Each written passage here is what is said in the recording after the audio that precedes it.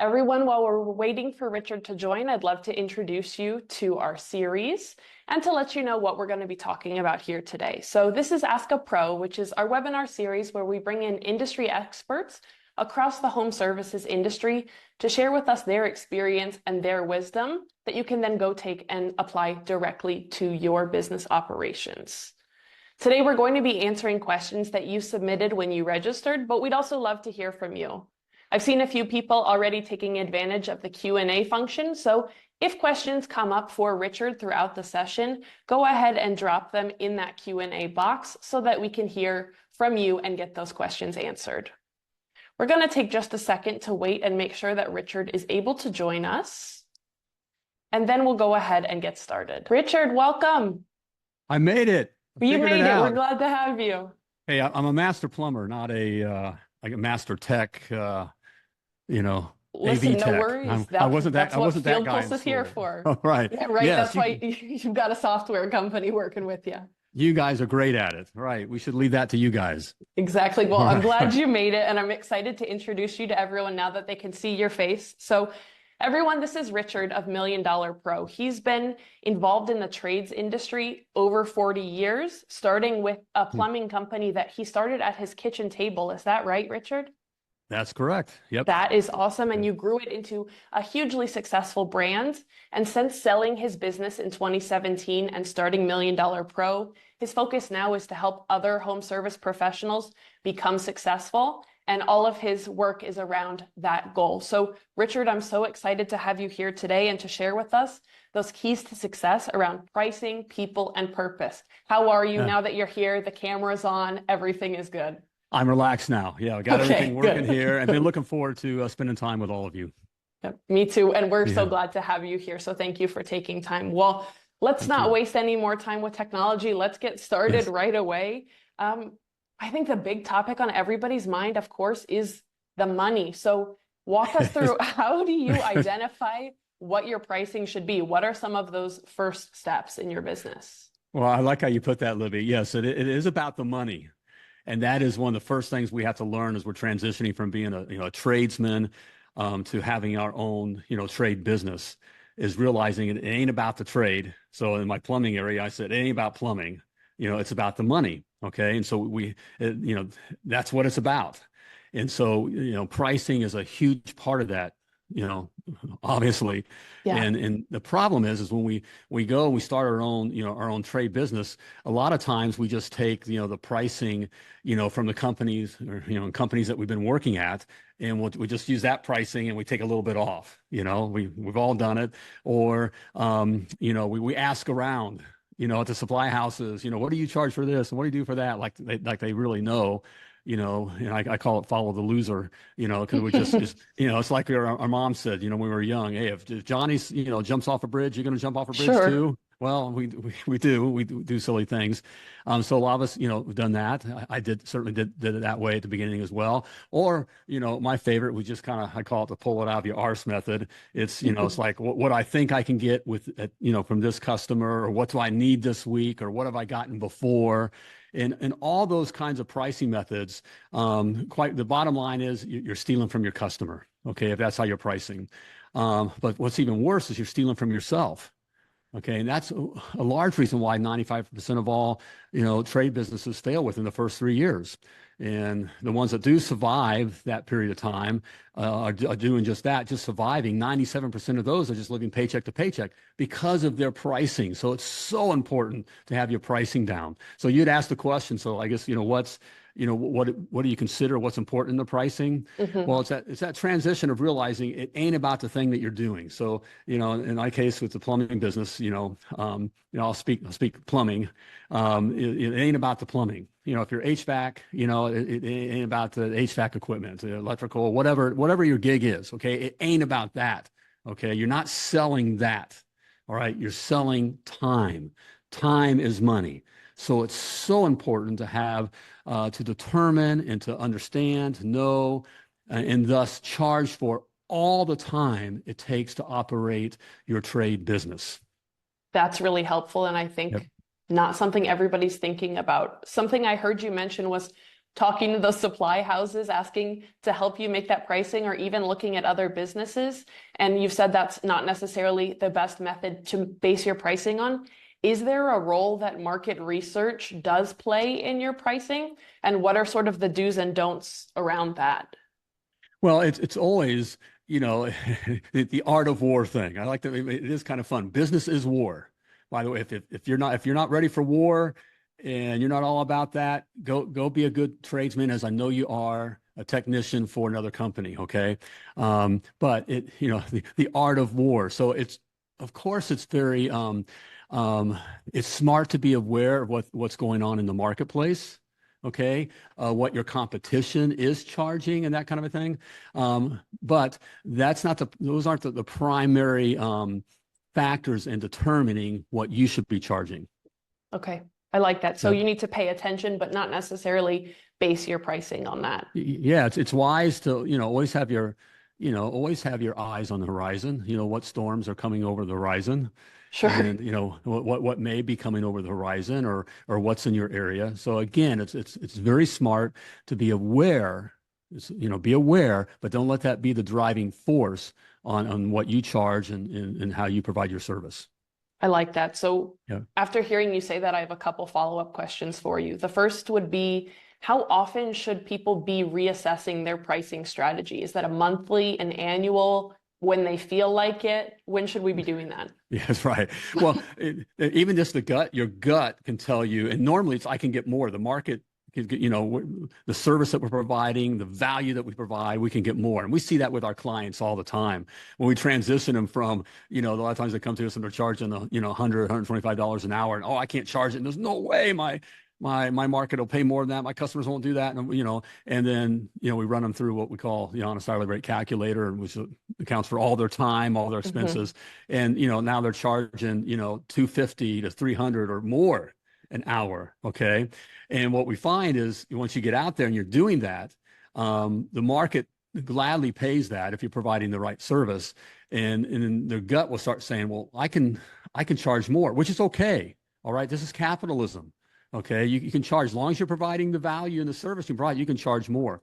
And so your gut may be saying to get more, which is a good thing. But looking at it, pragmatically, at least every quarter, every quarter you should be going in and re-examining how much time do I have to sell? Okay, what are my true material costs? Those kinds of things. So every quarter, and that's what we recommend to our clients. Thank you. So every quarter, just sort of reassess, reevaluate that pricing. I heard you give that example going from $125 an hour up to significantly higher, and talking about the market will meet you there and will pay that. What does the communication look like with your customers? Like, how do you communicate the value of your time and services, especially when you're increasing your rate in that way? Oh, great. You got to realize what the right customer is. First of all, you want to serve the right customer, and the right customer is one that values what you value. All right. And it's one that you can win with. Okay. So long story short, I tell you, that's residential service. It's so difficult to go from a chuck in a truck, one guy, and then and be able to be successful, to have more than just owning your job. Okay. You're doing, general contracting or warranty or commercial work. It's impossible. It's a whole nother game. Not that it can't be done, but it's a whole nother game. It is easy to go to the residential side of things, and because of realizing what that customer is truly looking for and what they value. And what they value is their time, their day back. No one wakes up in the morning wants to call a plumber. Okay. No one wakes up in the morning wants to call HVAC tech. No one wakes up in the morning wants to call an electrician. No, it's just they don't. Okay. But they do call you. Okay. And what they do value is, because they're calling you, is I want to get this taken care of now, today. So it's working for those customers that value, what you value. Okay. And so they're not buying, in the case of plumbing, they're not buying a new water heater. They're buying hot water. You see what I'm saying? Sure. And that's what we're selling, is getting you in hot water today. And so that directly, and then everything that goes with it, from the way you answer the phone. Do they feel like they're being served, or are they just another number? All the way to the technician. Is the technician just coming in and blowing through the house, or are they listening? Does the customer get a chance, the opportunity to tell their story, how their day was disrupted and that kind of a thing? Sure. That makes sense. Sure. All that goes Absolutely. together. And so that's what the customer is paying for. That's why we see it. We have clients and, literally in the middle of nowhere, serve the North Pole, literally serve the North Pole. Okay. In a strong union town. And was charging $85 an hour. And that's where everyone else was at. Now it's charging over $500 an hour and getting that all day long because they're not selling equipment or plumbing or whatever. Okay. They're selling the experience of getting it taken care of today, and they're working for the right customer. I like that. So Yeah. let's talk about that right customer. That is, I feel, a hot topic. Is all new business good business? And if not, how do you know that you've met the right customer? How do you know that someone is the right fit? Great question, Livy. That's when we start our trade business, it's like we're anyone who calls us, or we see money and opportunity everywhere. And that's a huge mistake for us when we're starting out. Everyone who asks you to repair or take care of, whatever trade, whatever your gig is. Okay. Everyone is not your customer. All right. The flip side of that, the way of saying that is, every customer is not someone that you can win with. All right. Again, that throws us back to the right customer and the one that worth doing the job is one that is, again, values what we value. They want their time back. It's not about, how low you can go.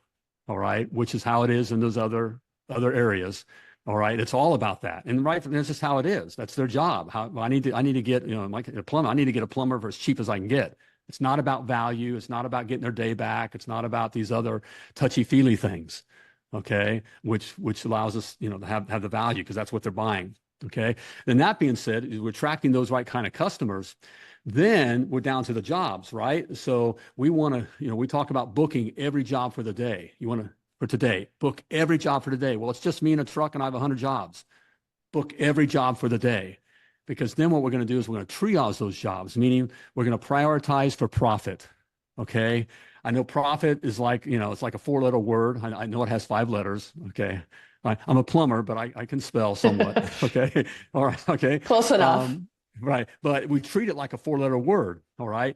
Profit is a very good thing. Okay. So we want to do the jobs that will provide the most profit, not necessarily the ones that call in first. So we got to triage those calls, just like an emergency room. Okay. You go into an emergency room. I may walk into the emergency room with, even a broken bone. I broke my arm or whatever. Okay. All right. And then, and I'm sitting there for 30 minutes and then a guy walks in, with a gunshot wound. Okay. He's going to go right to the front of the line. All right. Triaging that call. This is professional, as professionals, we must do the same thing. So we're going to triage those calls. That's super helpful. And I want to circle back for a second. I see a question from Kenneth in the chat, and I think it's super valid. He's asking that he often hears from customers, why so high on the price? What's that golden reason? What's that answer that you give to sort of satisfy that question? Well, hey, Kenneth, how you doing, man? On that, what I try to do is don't get into, I can tell you what not to do. Okay. If we've done everything up to that point correctly, we've helped set the value. Now, no one wakes up in the morning and wants to call a plumber. Okay. And whatever your gig is, whatever, it's the same thing for you in the trades. Okay. So no one wakes up in the morning and wants to call a plumber, which also means no one wakes up in the morning and wants to spend money on a plumber. So it's always more expensive than what they think it's going to be. It's been that way for over 40 years. My whole trade career, it's always been that way. I've seen people throw up, get mad, cry over an $85 job back in the, back in the day. Okay. So it's always more.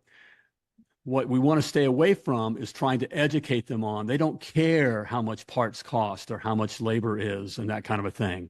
It's just, we need to make sure they understand what they're getting or what they're being charged for. Okay. And allow them and position ourselves where we can offer discounts in the correct way. And, we talk about that, offering, a credible discount and then what to do after that as well. Okay, thank you. So Yep. talking about those jobs. You're out there with that customer, you've had that conversation. And something you mentioned was when you first are starting your business, you're taking every job and opportunity possible, right? Yeah. You're out there on site. How do you determine if a job is worth doing or not? What are those indicators to you that this might not be the right job for you for whatever reason?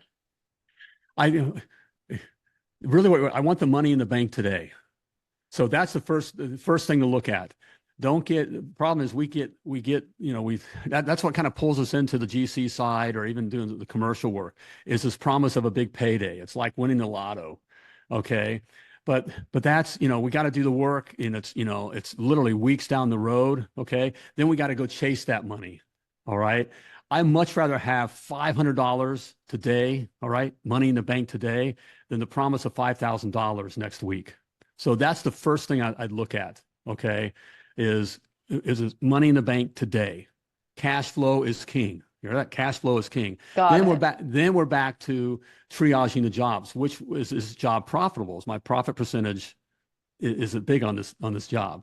Okay, so first thing is I want money in the bank today. I much rather $100 in the bank today than a promise of $1,000 3 days from now. Okay. All right. Cash flow is king. Cash flow first, and then prioritized by profit. Got it. Got it. Okay. Yep.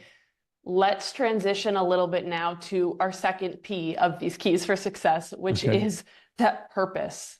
How, as a business owner, do you identify your own purpose within your company or even the purpose behind this business that you've started? Oh, good. There's a yeah, Libby, there's a lot to that. So reel me in if I start going off the deep end. But I'm ready. this is very, very important. In fact, it's a foundational issue. This purpose, your purpose and the purpose of the business. Okay. First of all, we'll get to the purpose. The purpose of the business, number one, is to make money, period, is to make money. Not to provide great service, not to provide great pay, not to be a great place to work, not for a fancy logo. It's to make money. Okay. And so we got to realize that. And a lot of times, as we're starting going again on transitioning from being a tradesman to a CEO, can be a difficult transition because it's all up here. And so it's one of those things. The purpose of the business is not plumbing. Purpose of the business is to make money. Okay. Then we have our own purpose. And this is one thing, I had a difficulty going through this. Look, I'm not an office guy. I never read a book all through high school. I'm that guy. I was lucky just to get through. I'm that guy, and I believe a lot of the guys out there are that way. We fall into the trades, by the way. None of us dreamt of becoming a plumber or HVAC tech or electrician or painter. I've never met a guy, and if you say you are, I don't quite believe you, because as guys, we're always, football players, rock stars, whatever, race car driver, maybe even a doctor or something like that, but never a plumber. Okay. And so, but we get into it, we fall into it, and we have this tradesman, and we're good at that. Okay. And we start this business, and that mindset of shifting from a tradesman, okay, and then what am I going to do for this business? So again, I'm acting as a CEO. So within the business, I need to behave like a CEO. That's my purpose in the business. So starting out, it's getting, even operating as a GM. I may operate as different positions within the business until I'm totally out of it. Okay, we get your butt out of the truck, and then part of that's getting your butt out of the truck is even once you're out of the truck, even out of the daily operations. Long story, what I'm trying to get to is you must have a different purpose than just wanting to have a successful trade business. Okay. Why do you have this business? Well, at first it was, instead of making that guy money, I'll make all the money for myself. Okay, cool. I got you in there, but that's not what's going to keep you going, because as the difficult things happen, and it is difficult. If it was easy, it really is simple. Again, I've said this before, and I got done it now hundreds of times. I can take a guy, chucking a truck, and in 3 to 5 years, having to make 3 to 5 million and $1 million to the bottom line. We've already had companies selling for 10, 15, $30 million within just, longest time is 4 years. And so it's very, very, very, very possible. Okay. But we got to get the mind shift of that I'm working, that this is what the business is all about, and this is what I'm working. You must have a reason yourself to continue that fight. So it's so important to understand what's my purpose for having this business. Is it so that I have more free time to spend with my family and friends? Is it so that I can, I can build an asset and make a lot of money and then sell it? Is it so that I can, yes, make a lot of money for my family, but I also have money that I can support my community and do and support the things that I love. Okay. And whatever those things are, it must have, you must give it a strong description, a strong picture in your mind. Okay. So there must be something bigger, that your purpose, reason for having this business, than just, being providing a great plumbing service. I'm kind of going on. I just saw something with Elon, and he was talking about his whole goal is that he wants to make life better, more enjoyable, and also expand human existence beyond the earth. So yeah, he's doing all these things, but that's his whole purpose for having a Tesla and for SpaceX and even for purchasing X, Twitter and that kind of thing, is because he has this grander vision that he wants to help, provide humanity. That's what drives him. And so you must have something similar to be able to survive this battle. Okay, I'm absorbing all of that, and here's what Okay. I'm coming back with. I imagine that as a business owner, putting so much time and energy and resources into starting your business, it can be easy to have your purpose for starting the business and the business's purpose become mixed or become hard to decipher between the two of them. Yes. What advice do you have for our owners on this call for differentiating their purpose for starting the business versus the purpose of their business? Well, it is taking time. We call it, and we've heard it others, talk about your why, and you must be clear on your why. So it's taking time, and this is the difficult thing. If you want, this is what we don't talk about in the brochure. It's the transitioning from being a tradesman to a CEO to a wealth creator, to designing your life. Okay. And so you've got to take the time to step out and say, what do I really want? Why am I doing this? What drove me? Okay. I had the thought of, instead of making that guy money, I want to make the money. Well, what's behind that? Why do I feel that way? Well, I wanted to make more money so I could provide more opportunity for my family. And also, we support our community and these other things. So if the more money I make, the more money I can do both, right? I wanted freedom, really what's behind that. So it's discovering those kinds of things and then giving it a clearer picture. And it's something you have to view every day. Well, I start to this day. I've done it now 30 years. I start every day. I'm up every day at 5. Both the lovely Laura and myself are up every day at 5. And we have what we call quiet time, which is time for us. We're a people of faith, Christian faith. So we have time in the Word separately, which is important. Some people call it meditation. Okay. It's your mind of thinking of bigger things beyond what the business is. Okay. And then we have time where I write down, and we call it a GPS, a GPS journal where I'm stating I have, like you already have these kinds of things. So, even before my business was, a 10 truck company, I said, I have a 10 truck plumbing business, producing X amount of dollars a year, before we lived in Florida, a long time, way back when we were in Indiana, back in the day where we were still working out of the house. I'm writing one day, I have a house on the water in Florida, blah, blah, blah, so it's picturing that, starting the day there, because when you get into the business, then the day's, you're in the war. Okay. Things are going to be hitting you. Okay. So you got to start the day knowing who you are and why you're doing what you're doing, what your purpose is. Okay. Now you got your CEO cap in, you're in the business. Okay. And then why that helps you make decisions on what you're making decisions with the business, because where you're headed. Does that make sense? That makes total sense. And that's super helpful. Thank you. So taking time to reflect on your purpose every day, stepping away from the business, and then also being able to keep that perspective of what your motivator is, and then seeing how that is directly impacting your business every day. Yes, because the business will consume you. It will suck you in. Okay. And there's this thing, we call it complexity creep, where it's just things just get, busier and busier and more complex. It'll suck you in if you allow it. Okay. And so again, we're kind of back to who we are, how we kind of wound up in the trades. We kind of fell into our trade. Okay. 9.9 times out of 10. And so we're kind of falling through our lives. And that's how I was, the first 4 to 5 years of my business. Okay. We were doing okay. We was ones that survived that 3-year point, but then we were definitely part of the second, the most common, the 97% of just living paycheck to paycheck. We were definitely, part of that crowd until, I learned, this idea that's about the business, but also got my own life together. Where am I headed? Where do I want my family to head? Okay. And that drives everything.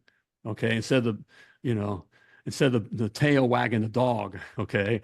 We got to decide, where do we want to go? And once you get that in place, then the business stuff starts falling into place. It's beautiful. That's great. All right. So imagine you have it together, right? You've got your business purpose, you've got your purpose, you're able to keep them separate. Life is good.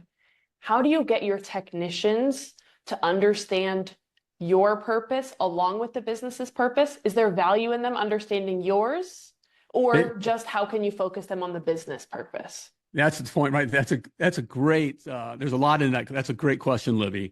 That's Emma from the chat. I can't take credit for that one. Okay, that's right. I'll go right to it. They don't care. All right. Your techs don't care about your purpose. They don't care that you got to do this to make money, or if we don't do this, you're not going to get this or that. They don't care. So I'm just going to go right to it and save you a lot of heartache. This is 40 years. Okay. And it's all right. It's okay that they don't care. All right. No, we're not all in this together. By the way, it's not a team. Okay. This whole idea, we're all in this together and we all have puppies together and we're all big, happy. No, it ain't that way. Oh, now we want to create an environment that has a sensation of being a team, a professional team, just like we see our professional sports teams. They're a team, but they're playing for themselves. Does that make sense? Okay. Sure. So that's the same way with your techs. I'll stay on the tech side of things. It's their life. It's all about them. Okay. So you just want to make it clear of what the mission is of your business. Okay. And just the way, I'll use an example. Leaderboards are very popular, and of course, FieldPulse has a great leaderboard, and we'd have that up on the up on the screens in our tech cave, and so early on we started where I would drive and speak, have sales up there, what the daily sales of the techs and the daily sales of the company. That doesn't drive the guys. In fact, what they're thinking, if they don't tell you to their face, what they're thinking internally is, you want me to do this just to make you more money. Look at the money. Look at the money I'm making you. You just want me to make you more money. By the way, you could still be kind of broke, just kind of living week to week, paycheck to paycheck, and you could sell 5 trucks, and it looks like you have a company, and that I'm just making it week to week, month to month, right? Okay. They think you're at your house. Okay. Even if you don't have a house, you're still in an apartment or whatever. They think you're just in there swimming in money. Like your Scrooge McDuck, the old cartoon, and you're just throwing money at that's how they all think. Okay. So you can't, they don't care about your life. All right. And so I noticed once I took the revenue, the sales off, the dollar figures out and focused on time, which is what I wanted, really what I'm selling. Right. And we built a culture of, hey, we're selling time. And I started measuring, and rewarding by time, that I saw my guys actually start to get competitive and start driving about, selling more time instead of, even though the time is what makes the company money and eventually it made me more money, right? Sure. Just turn it to that different focus, just took that edge off, and the guys worked better as a team. It got more competitive, and they did what I wanted them to do. Now, some were smart enough to figure out. I can actually remember one of my guys who was pretty sharp, and you have those guys that just kind of think about all the money and that kind of stuff. And Eventually, you can even see them starting their own thing. Okay. By the way, don't be afraid of those guys. Okay. They wind up being good techs. Let them work for you while, until they want to do their own thing. He, approached me and said, "Hey, that's really this amount of money, dollars and all that. And it's just a different way of keeping track of it." And I said, "Yeah, okay." But it takes that edge off. Does that make sense? Yeah, it sort of Yeah. takes it a step removed from the money and allows Right. your team to focus on that competition and the growing without always having money and dollars at the forefront of their mind. Right. This is psychologically, part of your question there is, how do we tie, our personal, why and purpose with the company's purpose so that the guys know. I know it sounds cold, but they just don't care. Okay. At the same time, then we feel guilty of driving up in a new truck or something like that because they're going to talk about it. Yes, they are. They're going to talk about it. But in this case, it's a good thing. The guys feel more secure seeing you driving a nice new truck because that means the company's making money, which means their job is secure. So it's kind of a lose-lose situation with the team. You can't talk money with them because they don't care and they're not going to push. And then we feel, okay, well, I don't want to show up in my new truck that I was able to get or whatever, because then they're going to think, no, that helps them feel secure. Okay, So, I like that. yeah. That's super Yep. helpful. Last Hmm. question for you before we wrap up. How do you see things like FieldPulse supporting this Oh. pricing, the people, the purpose? Well, I love FieldPulse. So come to love I FieldPulse. know. We love you guys.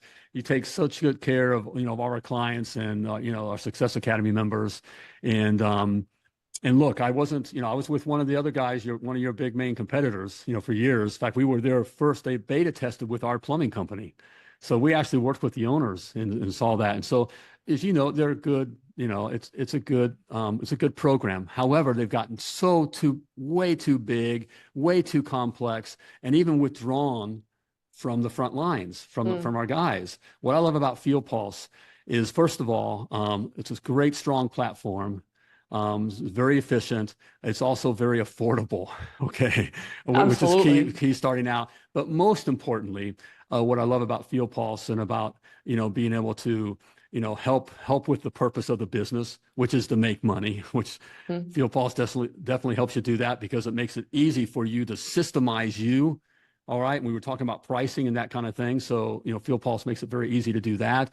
But then the support that you're able to give your guys in the field, because one of the biggest concerns is, running my business. If I get out of the truck and I stop taking care of the customers, I still want to take care of the customers my way. All right. FieldPulse allows you to, systemize that so that your guys will take care of the customers your way, and then also helps you to scale. And then on the support side, you guys are right there. It's so frustrating, as we've moved, okay, we've moved a lot of clients from that other big guy to FieldPulse. And one of the main reasons, and again, we started with the other guys and we're with them for years. But it's the support. FieldPulse provides great support, and just love how you take care of all of our people. In fact, I know we're not your larger clients, but we feel like it because you treat us like we're larger clients. So I'm talking guys that are just chucking a truck, who's getting the support, and by support I mean being able to get answers same day, not mhm. 2 weeks from now. So yes, I'm a big fan of FieldPulse because of how you take care of all of our clients. Well, thank you, Richard, for those kind words. And we're a huge fan of you and everything that you Yeah. all are doing at Million Dollar Pro. Where can we find you? If people who are here right now aren't associated with you all right now, where can we find you online? What's that next step? Oh, thank you for asking. Yeah, certainly we can go to milliondollarpro.com, all right, just to learn more, okay, about Million Dollar Pro and what we provide, the teachings. Of course, free content, on YouTube, Million Dollar Pro, and Facebook, Million Dollar Pro. Or, hey, go to milliondollarpro.com/call. And, hey, we can schedule a strategy call, all right? It's free. It's a free call. It's no pushing. All right, we just have a simple conversation about where you're at. We'll discover what's holding you back, and then provide some avenues to get over that hump. That's awesome. Thank All you. right. All right. Well, everybody, this recording is going to be posted after the session in the Help Center. And don't think we forgot, we are giving away a $50 gift card to one of our attendees. Our team has taken a look at that list and randomly picked, and our winner of this session's $50 gift card is going to be Ella Gold. So Ella, congratulations. We'll be reaching out to you after the session to get that gift card for you. And Richard, thank you so much for being here with me. I really appreciate you taking the time to talk to all of us today. Oh, thank you, Liberty. Appreciate your time, and really appreciate everyone there at FieldPulse. Of course, we're so happy to have you. Well, if you want another chance to win that $50 gift card or to hear from other industry experts like Richard, you can join us next month, November 6th. We're going to have Luke Wilson, the CEO of Signpost, is coming on to talk to us about how to master that client communication in the home service industry. So take what you've learned from Richard, start applying it, and join us again next month to try to win some money and to learn how to master that customer communication. That's all from us today. Richard, any last words? Nope. Go out there, plumb like a champion. Sounds good. All right, everybody, have a great one. And thank you so much for joining us for Ask a Pro. Bye-bye.